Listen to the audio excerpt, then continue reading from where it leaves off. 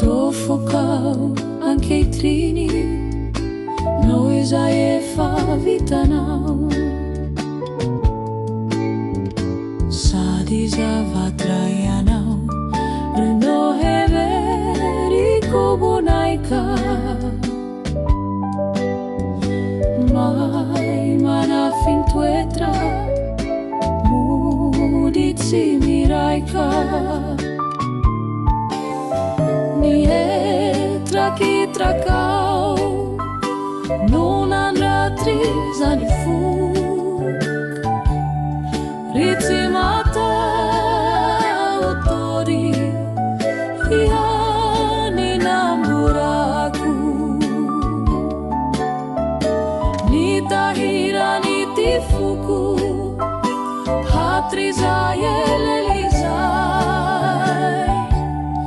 noromba inao daholo nintinao niolomay. Avy ao amponaovy ireo teny mamy feno toky, sa teo ambava teo ihany na tsy anjery tamamboky, no nentinao nanangoliana ny fitiavako efa tramba.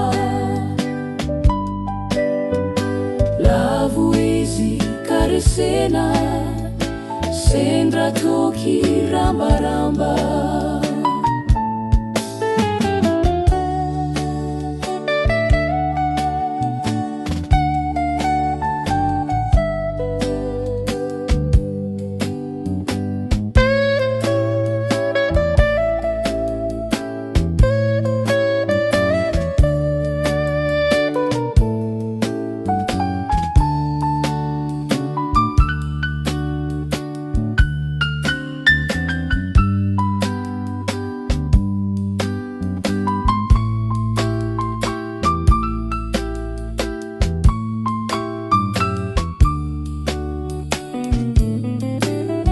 Nihitrakitrakao no nandratry zany foka, ritsy matahotory ihany namborako,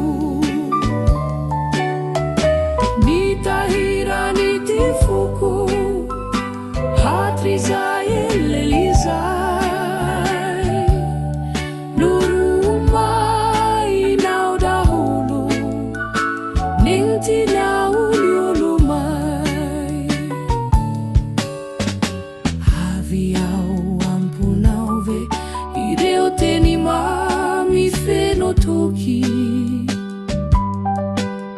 sa teo ambava teo ihany na tsy anjery tamamboky, no nentinao nanangoliana ny fitiavako efa tramba. Lavo izy karesena sendra toky rambaramba.